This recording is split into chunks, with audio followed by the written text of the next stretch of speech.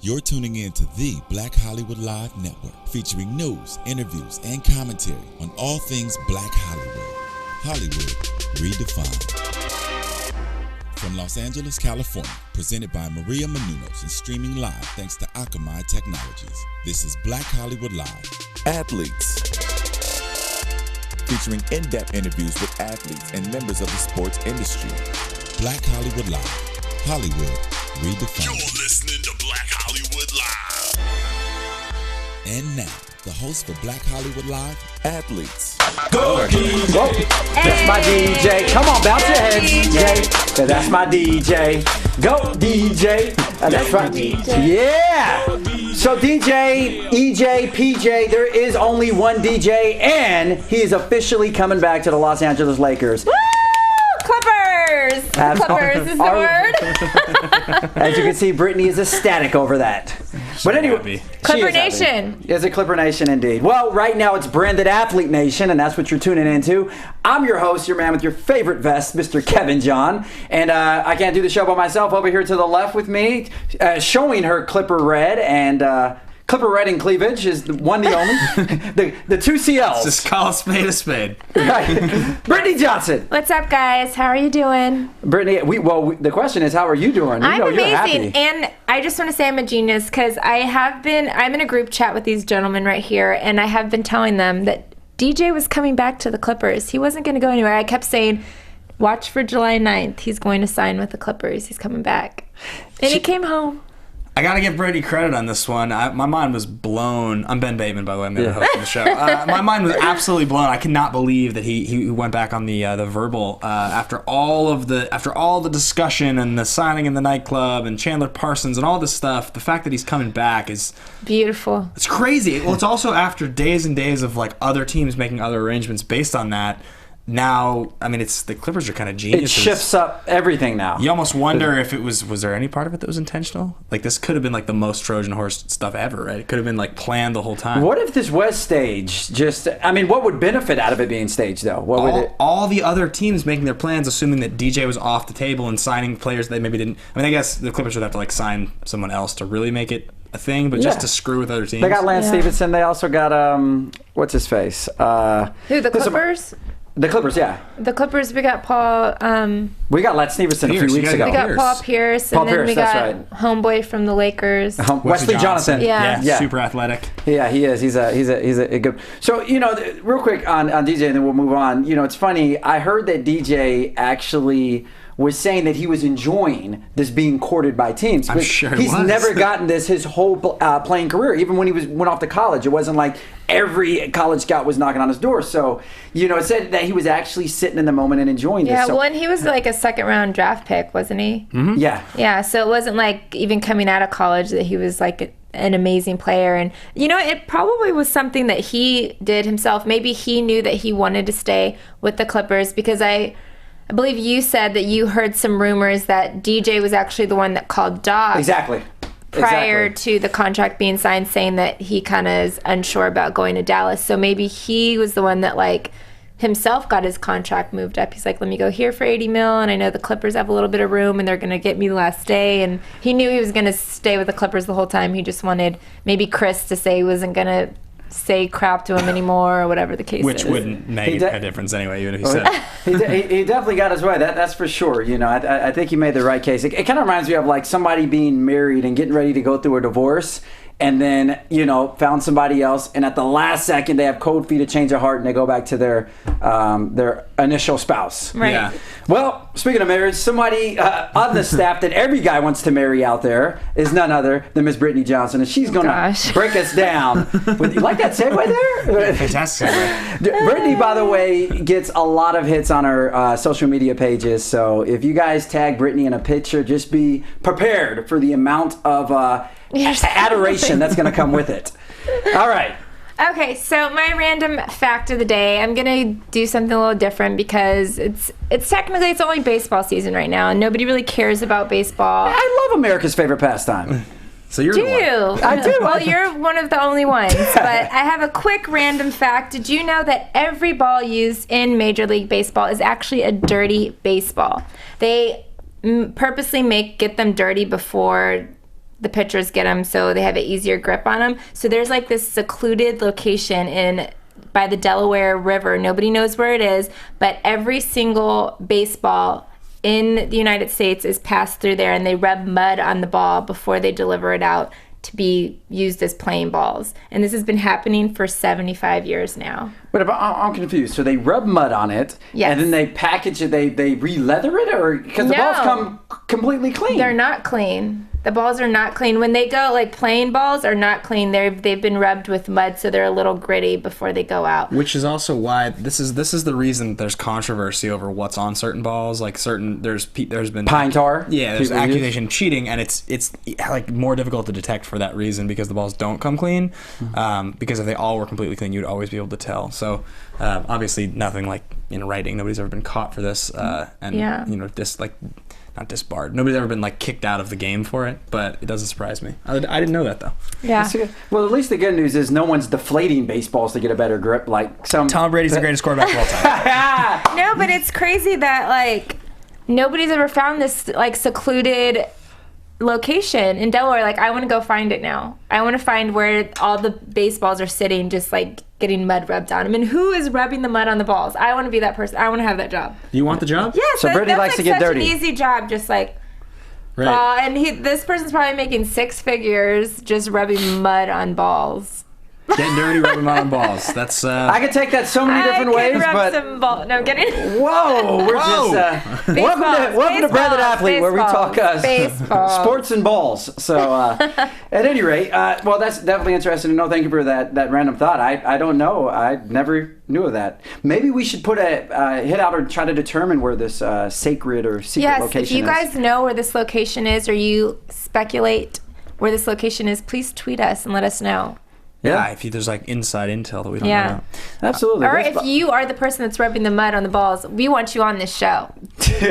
we do. We want anyone on the show, even if you're we'll take anybody. Just let us Even know. if you just sweep the home plate, we want you on this show. As long as you can come and give us valuable information and insight, we want you on the show. Yeah, tweet us, shake things up. And speaking of shaking things up, guys, I'd like to introduce my next segment on this show. I believe he said "speaking of," which is Yeah. an honorary term for You know, Kevin guys, here. I tried an inventive segue But you know last what- week, you know and it what, didn't though? work.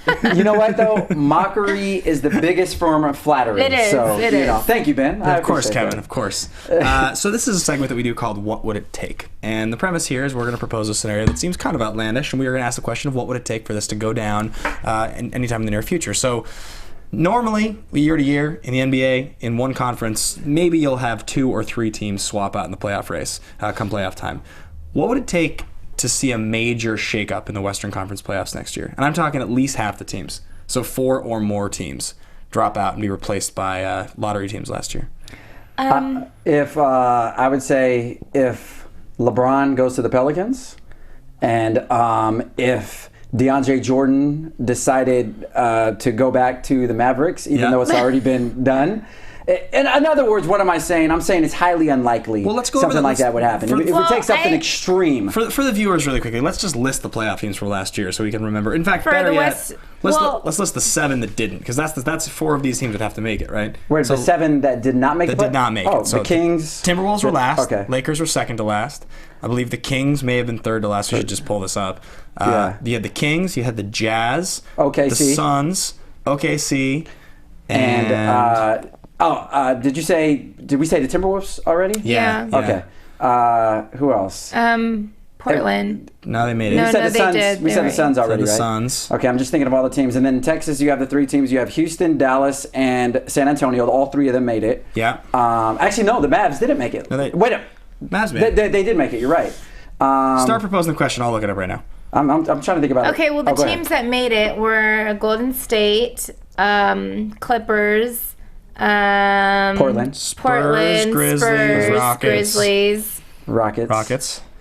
and Mavericks. and Mavs. Yeah. So what Pelicans. team? They made it. The last team we're forgetting is the Nuggets.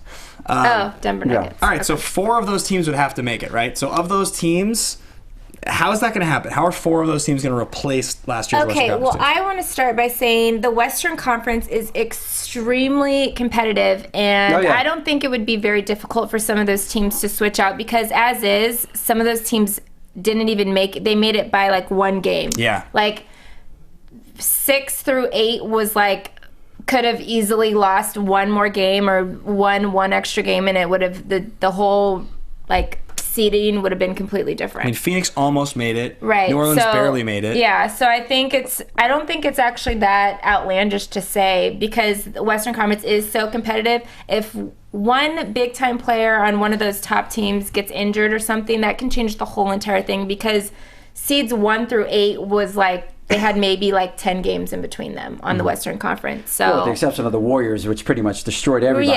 Yeah. But what I was going to say is this. I kind of think it is a little bit outlandish. I understand that only a few games separated, but you also have to realize OKC, we know they're going to be. What was the main reason OKC missed it last? Injuries, of course. Big deal. Yeah. So obviously we know they're going to take. Sure. They're definitely going to be in the top 8, especially with Westbrook Prania. So I would probably take out a team like. I'd probably take the Mavs out. I don't think the Mavs are going to make it this year. Portland's the team that drops out because Aldridge left. Oh, yeah. Aldridge left. And Matthews. So I'd say Portland drops out, Mavs drop out in, OKC goes in, and I say the Suns actually go in as well. I really like the Suns. They got Chandler now, who's a big presence down there. But other than those two teams, I mean, because you got to look at the teams that they would have to be able to come in and get out. And I don't see any other ones budging. I just don't. Let's see. Okay, the teams that didn't make it that I think have the best chance, I think you have a good point with, obviously OKC is the one they're going to make the playoffs. Oh, yeah. I know I talked about them a lot as the season was winding down, but Utah, I guarantee Utah's going to make the playoffs. What key acquisitions did they add this summer? I haven't been paying attention to them. Utah, they didn't really sign too many players, but in fact, they almost stayed exactly the same. But Utah had like one of the best records in the NBA the second half of the season, especially defensively. Mm-hmm. I mean, their starting 5 at the end was like Rudy Gobert, Derek Favors, Gordon Hayward, Trey Burke, and Alec Burks, I think. That's a pretty strong 5, and I mean Gobert completely blew up by the end of the year. Him and Favors, what they call him, they call him the Stifle Tower. Like I think that team has a real shot. So I think Utah and OKC both look really solid. I would not be blown away if the Timberwolves get pretty close. I know they were last place last year, but that team, they were atrocious last year. Get close. I think that team has. They got the number 1 pick this year. They have Wiggins. They have Anthony Bennett. They've got Rubio. They've got. Who am I forgetting? They re-signed Pekovic. And you know what you're saying? These are all young players that are in their first, second years of the league, and we've seen how long it takes for Zach that. LaVine? That guy's ridiculous. Zach LaVine is a very good. He's a good. Those guys are going to be competitive. The Lakers might actually be competitive. I mean, it's not beyond reason. Kevin's face. It's possible. So I was listening to everything that you said up until that Lakers part. The real question is who's going to drop out. So Portland's the obvious one. So Portland's going to drop out, and I say Dallas is going to drop out. I believe Dallas. Because DJ went back to the Clippers. DJ went back, and it's crazy how one player is that much in. in. But see, the thing is, with a player like that, like DJ, or I'll just say his name right now, even though him and DJ are on the same level, but like a LeBron. The reason why they have so much impact is because not only do they bring so much value to that team, but now you can add a lot of key pieces because a lot of people want to go there and play. Right. So when you have people like, who are the hot free agents still left over? J.R. Smith or... almost all the good players are gone. Yeah, I mean, that's what I'm saying. All the good ones are gone, but you still have like J.R. Smith. You have other guys left over. You just have J.R. Smith. No. But a few of these other swing guys like J.R.'s, that can still bring value to a team. Those are the players that you can get when you land a DeAndre or somebody of that magnitude. So that's why it shakes it up a lot. And really, honestly, to begin with, what was DeAndre even thinking going to the Mavericks over the Clippers? I mean, you had a better chance with the Clippers. You had more money. You had LA, the life. I mean, Brittany. So, to finish it so we can move on here, I think to answer the question, what would it actually take? If you look at the teams you expect to be in the top 4, you expect the Warriors and the Spurs. Probably a healthy. The Spurs were though like a 6 seed this last year. But like by a game, it was just that. But that's what I'm saying. The Western Conference is and the Spurs are loaded this year too. I mean, like LaMarcus. Those 3. I think OKC. I think you probably have to say if they're healthy, they're going to be a high seed. And then the Clippers. That's like those are the 4. So after those 4, okay, Portland. Don't forget drops about out, the Rockets. Dallas drops out.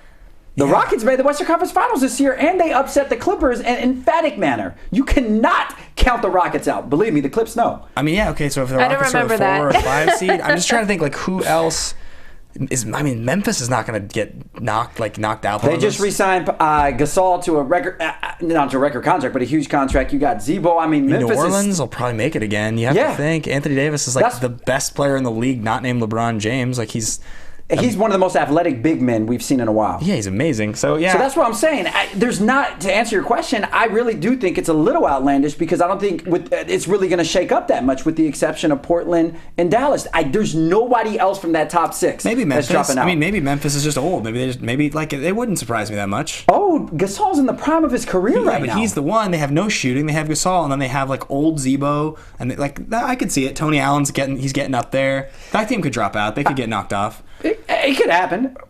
Okay, guys, I'm kind of falling asleep right now. I'm just saying. Brittany wants it to be football season so bad. I think we need to move on to the next topic. You know what would wake you up?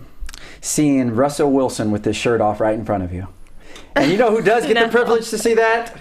Sierra. But technically, she's not seeing Russell with his shirt off or any of his clothes off. Because Russell Wilson actually came out. And by the way, this is a segment that we call, it's actually Brittany's segment. She brought it, innovated it, but it's the Branded Baller of the Week. And Russell Wilson is our Branded Baller of the Week.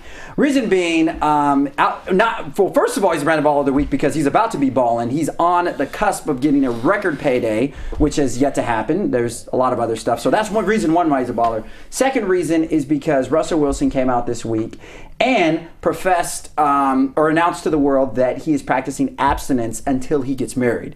Now, for those that follow Russell Wilson, know that he is a devout Christian. He's constantly tweeting out Bible verses. He's a man of God, not just a believer, but a follower. So he's actually putting his words to action and executing it. So my question I was going to ask to you guys is, as big as it was for Jason Collins to come out and be homosexual and play, as big as it was for Bruce Jenner to be transgender, Caitlyn Jenner. And I say those things because those are unpopular in the realm of sports, being homosexual or transgender. So another thing that I think personally that's unpopular in sports, with the exception of abstinence, with the exception of AC Green, reasons. with the exception of AC Green and Tim Tebow, is players that come out and say they're abstinent and they promote abstinence. So do you think, first of all, this is good or bad for his image? And second of all, what is the impact that you think this will have, or the influence it'll have? Well, I think it's a touchy subject. I think it's great. I love them together. I mean, it's kind of crazy that it's him and Sierra, because I never pictured them together, because Sierra's like freak dancer, twerk queen, right? She is. Yeah, she is. From the trap house to the White House. She's right. I've heard she's a really sweet girl, and I've actually heard his ex-wife was a very mean person. So I think they look cute together. They're doing their thing. I love it. It's sweet, and it's good to know that there's still, a lot of athletes get a lot of bad flack on being a certain way or party guys or whatever. But then you have the Steve Currys and the Russell Wilsons of the world that kind of. Steph Curry? Oh, yes. What did I say? You said Steve Curry. Steve Kerr wasn't. Steve Kerr was a solid dude. I'm putting them both together. But yeah, you have Steph Curry and Russell Wilson that kind of show that no, not all athletes are the same, or how people portray them to be. So. Or at least they are fantastic at managing their public image. Right? That'd be funny if it's all a stunt. I mean, if they want to get it in their own private room, that's fine. I mean, I'm a huge Russ fan. Obviously, it's my boy. It's my quarterback. I thought Tom Brady was your quarterback. Well, I'm a Seahawks fan. He's whoever's cool for the week. No, guys, I'm not in the front runner. I mean, I'm a Seahawks fan. I'm a Seahawks fan. So I'm a big fan of it. I think it's great. It's a controversial thing to say, I guess. And talking about it actually. Why is it controversial? It's not controversial. I think it's a very. I would say talking about it and speaking about it, having a strong opinion on it is controversial. Is really what I mean to say, but it's polarizing. I mean, it's not like really he's a virgin, though. He's definitely had sex before in his life. Well, he's been married. I hope he had sex in. He's definitely not a virgin. And I actually heard that. Not having sex kind of makes you better on the football field. That's why the players have to stay in the hotel and can't have their booze around before the game. And a lot of players have stated that they don't have sex like 48 to 24 hours before they play, because it's like, it weakens your body. They stay. They do. Up. They said it like, it weakens you. Well, I guess that's what's wrong with the Cowboys. Too much sex going on there. But then again, when you're America's team, Kevin, I love you, Brittany. I just had to jab one. I had to give you one. But the thing that I was going to say, I'll just give you my last point on it. I think, honestly, this is admirable. And I'm not just saying that because I'm a fellow believer as well. But I think it's admirable because as an athlete, whether you want to accept it or not, you are a role model. And unfortunately, there's a stigma surrounding athletes that, there's lots of illegitimate children. They're irresponsible. No, seriously, there's a stigma around it. Okay. They're responsible and things of that sort. And for him to publicly declare that, I think is influential to kids that look up to him. And, I think a true man can love his significant other without being physical with her. That's true love right there, when you connect with her emotionally. And I think even more than that, a true man stands by his beliefs, and he's not embarrassed to share with the world. But that's the most, that's like the most admirable thing about it, is because agree with it or not agree with it, it's like, that's a big thing to come out and say to the world. Yeah. Somebody like her, that's a beautiful woman. So to say that and go on record saying that, I'm just saying, hats off to Russ, man. Guy's a gentleman. Let's move on. Hats off. Well, fortunately, he won't be wearing any hats. Well, good luck to you both. We can't wait to see your wedding. We can. Yes, hopefully I can DJ They'll that. probably get married pretty soon then, Probably, yeah. I feel like if you're abstaining from sex, you're like, okay, I got to hurry up and marry this girl if I'm going to get some. That is true. I was going to say, with this contract coming up, I don't think she's going anywhere. So I think she'll be fine.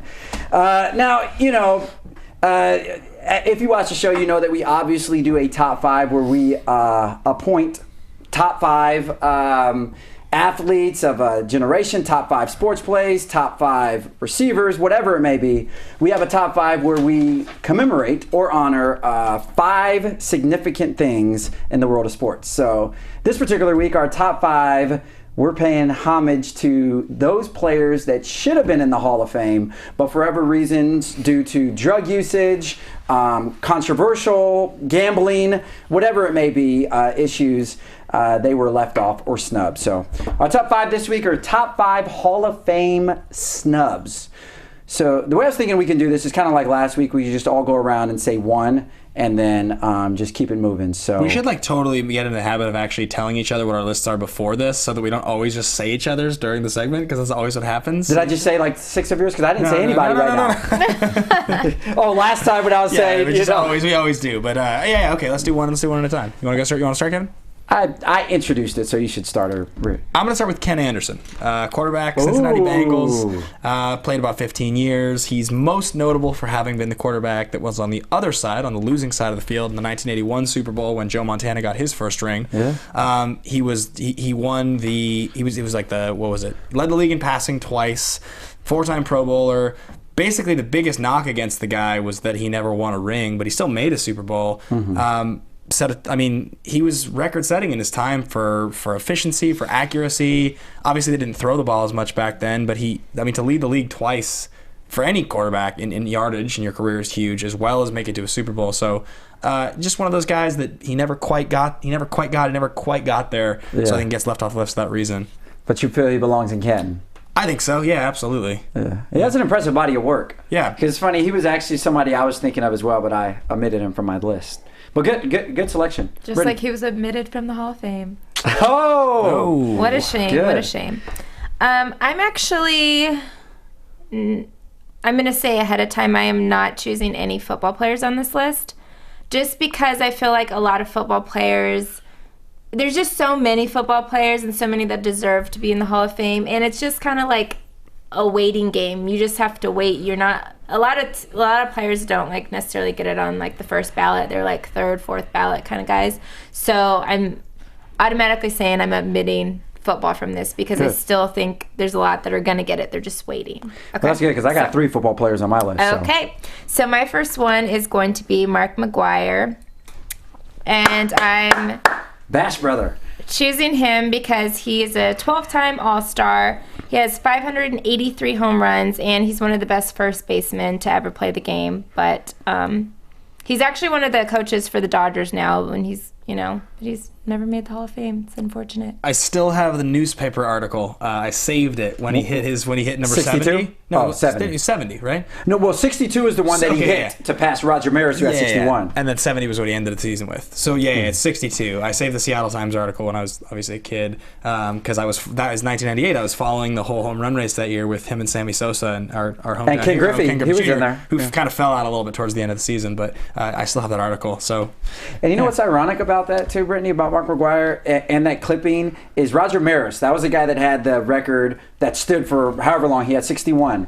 He was interesting is he was also omitted out of the Hall of Fame, and a lot of people argued for him, saying Roger belongs to be there, and he didn't get it. So there you have two back-to-back single-season record holders that will be omitted. Yep. All right, so I'll just keep it on baseball, and it's the guy that's on the screen there. Yeah, I have him as well. Brittany, do you have Pete Rose? No. Oh, wow. Okay. Pete Rose. I'm on now.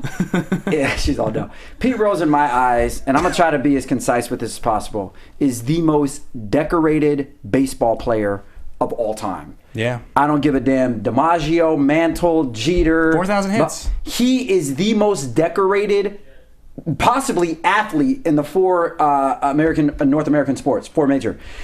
For over 4,000 hits. That's that. You know, we were talking about records that would never be broken. When was that? A couple of weeks ago. Yeah. That was our top 5. This is a record right here that will not be broken. I think the only person who could have did it is Ichiro Suzuki, but he came into the league as a rookie when he was like 28 or 29, and he still has like 3,200 or something hits, something like that. Yeah. So I think Ichiro, if he came into the MLB when he was 21 or 20, would have been the only person that really would have been able to take a stand at it. But I mean, you can read three World Series MVPs, 17 All-Star appearances. I mean, what's considered to be like a very strong number of hits for a player in the regular season, like 140, something like that, 150. Yeah, right. So to hit 4,000 hits, you're playing 20 plus years at right around 200 hits a year. Exactly. Like you would have to play for 25 or 26 years as well as hit an absurd number every single year. I mean, when a guy gets 3,000 nowadays, it's like huge. break out the champagne. Like that's a big accomplishment in someone's career if they get 3,000 hits. Yeah. So 4,000, 25% more is astounding. He's on my list as well. I mean, it's just, I understand. He was the reason that he's been snubbed his whole life is the gambling thing, right? It's he bet on his own game allegedly, and that's the story. And he's more in the limelight now. He's been doing like. He's been to a bunch of TV appearances, things like that. I keep seeing him around, and I've heard that there's discussion about possibly letting him into the Hall of Fame. But it's definitely one of the glaring holes. Is like, look, just the guy did something horrible, but it doesn't change the fact you can't. I mean, that's going to be my argument for all the baseball players that I put on here. Okay, this is my main argument. Now, Barry Bonds, Mark McGwire, Rafael Palmeiro, any of those that are connected to the steroids era, Balco, whatever. Those are justified. The reason why his is not justified, why he can't be in the Hall, is because, those players took steroids that directly impacted their performance. So Barry Bonds may not have hit 73 home runs or would have had over 700s unless he took it. Pete Rose, gambling has nothing to do with your physical ability on the field. Everything that he did on the field was fair and within his physical ability. He didn't alter that, taken by any drug or anything of that sort. So that's the only argument I have from him against those other players who took steroids and stuff like that. Didn't impact him at all. Belongs in the Hall. We got to move on. But great. I'm passionate about Pete. Yeah. All right, go ahead. Clearly. I said Pete Rose as well, so Brett, back to you. Yeah. Well, I guess I'll just say my next two basically because it's Barry Bonds and Roger Clemens, and they're both on my list as well. They're both steroid guys. So, I mean, I just think they're still great. Like Barry Bonds is a Giants legend, Roger Clemens is a Boston legend, and you don't think Boston without thinking Roger Clemens. And Yankees legend, really. I mean, yeah. Blue Jays too, right? I don't know.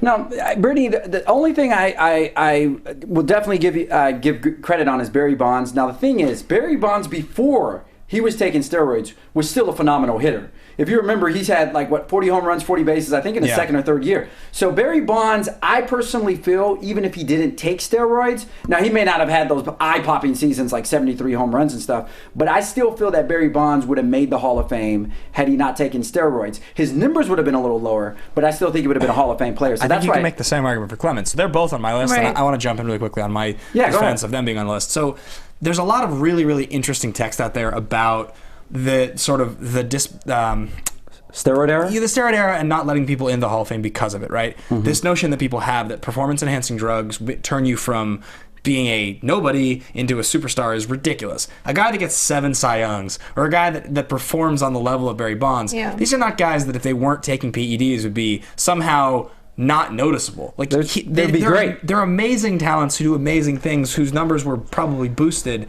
by the fact that they were taking PEDs along with half the rest of the league. Now you talk about somebody, say another great player who's accused of it, like maybe like a Mike Piazza or like a Jeff Bagwell. Now these are great players, and they may have been very notable players, but you're not talking about Bonds and Clemens, who are arguably like 2 of the top 30 or 25 players ever to play. I mean, like. Those guys are on such a different level of athleticism and baseball IQ, so it's really difficult, and it's a hard thing to defend because if you're going to let Y in, you have to let Z in as well, right? You can't. If you have a rule, you have a rule.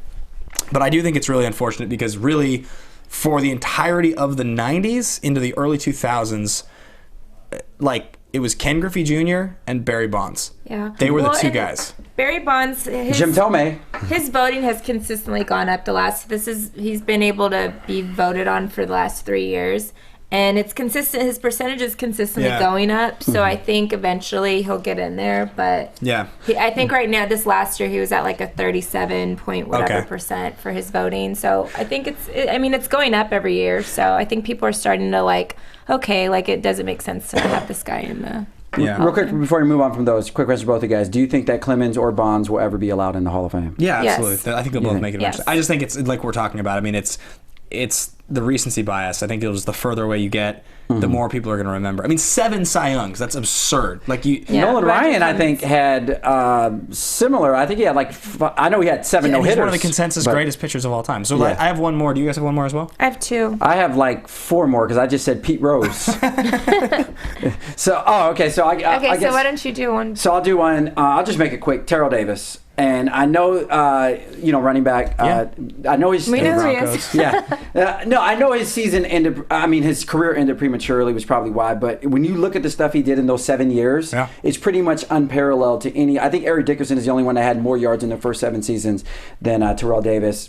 3 All-Pros, 3 Pro Bowls. He's largely credited as the reason that Elway got 2 rings. Exactly. That's basically. Which he was the MVP at one of those Super Bowls. 2,000-yard club, which is the most, as a running back, the 2,000-yard club is instant. Never happens, We're running short on time. Give us another one. So, Terrell Davis, and then I'll stick on football, Gary Anderson.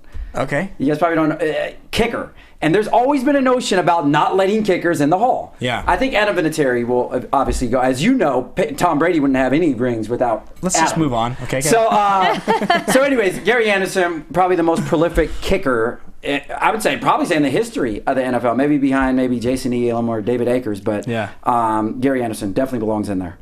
I wonder if we have the same last one. Robert Horry? I have 2, so I do have Robert Horry. How are you only down to 1 now? Because he had the same as we did Rose, on Bonds, 4 and of them. Clemens. Yeah. So I did have Robert Horry, and he should just get it for being the most clutch player to ever play. And he not only is the most clutch player, but besides the Boston Celtics in the 1960s, he is the most winning player in NBA history. He has the most wins out of any player in NBA history besides the 1960 Celtics. And he has 7 championships. Let me tell you something, Brittany.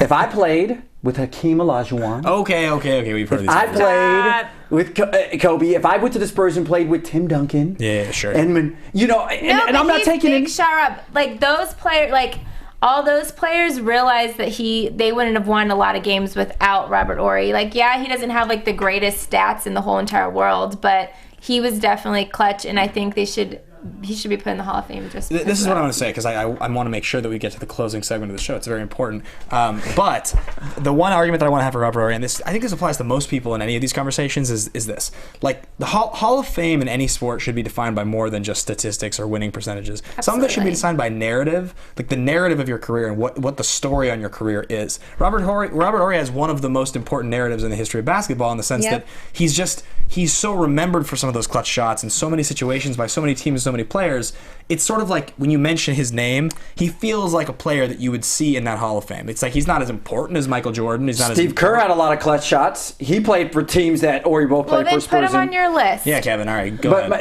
real quick, Okay. this is my final thing on the Robert Horry debate. Yeah. We're going to move on. At the end of the day, it comes down to individual accolades. Robert Horry had no individual accolades his whole life, his whole career, except his rookie season. He made the second team NBA as a rookie. So to say to you, and to see you guys, if you let Robert Horry in the Hall, then there's a whole lot of other guys that you're going to have to let in that were clutch and all that Okay. stuff. Did they get Well- 7 championships? Let's keep going. Steve Let's- Kerr got 5. Let's go to my last one here because I think I'm the only one with somebody left, right? Or do you have one left? Kevin has 3 left. I have 2 left. Okay, let's do one of yours. Hurry up, Kevin. Okay, real quick, and this is not the NFL. This is College Hall of Fame. I just put Eric Crouch. He was won the Heisman, won the Davey O'Brien Award, was Nebraska's quarterback, took him to the national championship game. Probably he was like Johnny Manziel before Johnny Manziel hasn't been inducted in the Hall of Fame. Go ahead. Okay, my very last one is also going to be basketball because, like I said, I'm not doing any football players. Kevin, you might appreciate this one. His name is Kevin Johnson, and he is the mayor of Sacramento. All day. Yes. All and day. He actually averaged 20 points and 10 assists in his first 3 seasons in the NBA. There's only 2 other players to ever do that. Oscar Robertson and Isaiah Thomas, and they are both Hall of Famers as well. Kevin Johnson's he's low down the list, but he'll probably make it eventually. Yeah, and I mean, he was like, before there was like the Derrick Roses and stuff, he was like the prototype athletic point guard in the league. He never won like a championship, but he did play against Jordan in '93 finals. He was- Yeah, that was when Charles Suns. Barkley. That was when Charles Barkley came Yeah. over to the. He was on all the Suns teams, right? Yes, Yeah. yes. Yeah. And actually, every year he was on the Suns. The Suns made the playoffs. So Yeah, he was great. He was he was an incredible player. I think also like Robert, I think it's just individual accolade that probably hurt him. But he made at least 1 All-Star appearance, I think, or 2. I don't know exactly. Would surprise me, yeah. You got one left? The last one I have, and I'm appalled this guy's not in the Hall of Fame. Football player, one of the greatest receivers, I would say, of the last decade, Marvin Harrison. Yeah, well, he's on the He bubble. just- And he barely missed it. I know because he was a finalist this past This year, yeah. But he still didn't make it. And I don't understand on somebody who's that great. Well, he's it's- going it's- to make it it's next just like year. Brittany It's just said. like, Yeah. I think Game, yeah. He'll it's a make it. waiting game. Because, I Because mean, it took look Chris at this, Carter about Yeah, Yeah. 4 or look 5. at some of the guys that made it like this year. They've been waiting since like the early 90s, you Yeah. know? So it's a waiting game for football. I just still think that certain people should be first ballots. Jerry Rice, Well, Tom Brady, Peyton some Manning. guys- And I Some just of thought them are Marvin going to be. Harrison would be a first ballot. Yeah, No he was brainer. phenomenal. Yeah. Terrell Owens. All right. Randy Moss. So anyway. Randy Moss will be a first ballot. Yeah, clearly. No, I think we have about a minute left, right? Just about a minute, maybe 1. Is that ready? What do you think, Kevin? Yeah, Should we absolutely. put that minute to good use? Absolutely. You know what, Ben? I think that is it. No wonder you're trying to rush the show, Ben. I like this guy's thinking. Well, and Yes. our engineer said we had 10 minutes left 20 minutes ago. I didn't. You didn't see it. I didn't see. Well, thank. All right. So, as you guys know on the show, we end every show with something we called no cheating, looking either. We end every show with something we call rapid fires, where we ask our guest 10 questions that they I gotta answer go to the restroom. in 60 I'll be back, seconds. guys. And during this time, there are no restroom breaks. That's the main rule. So, Ben, I got the clock right you got here. the clock. Oh, gosh, All right. you're like excited for this. These are really I know. bad Ben is questions. pumped up, man. I'm nervous. I got don't like quizzed being in last the hot week, Brett. I got seat. quizzed like last week. asking the questions. I don't like being asked. All right. Well, you're getting asked today. Okay. You're on the hot seat. You ready? 2, Ben, you ready? Okay. 1, go. Last person you text. I don't even. Kevin, maybe you. You're probably the us. We're group talking about text. the The group Clippers, yeah. text. Yeah. Okay. Before 10 that. seconds on that. All right. If you could take any date to the ESPYs, who would it be? Matt Kemp. All right. Oh, that's not a good picture. Okay. That's a hot picture. Your favorite athlete of all time? Emmett Smith. If you can play one-on-one against any basketball player, who would it be? Oh, basketball. It would probably be. I don't know. Like, can I be old school? Yeah. Yeah. Oh, Michael Jordan then. Okay. If you were stranded on an island and could only have one thing, what would it be? Matt Kemp. You can't answer with the same person for 2 questions. 18 seconds. Giancarlo Stanton then. Okay. Best gift you ever received? Gosh, this stuff is really hard. Best gift I've ever received is. Come on, guys showered. They sent you Jordans just last week. Come Yeah, my Jordans. All My right. first pair of tennis shoes. on. All right. Your guilty pleasure. I like to. Okay, I like to watch Sister Wives.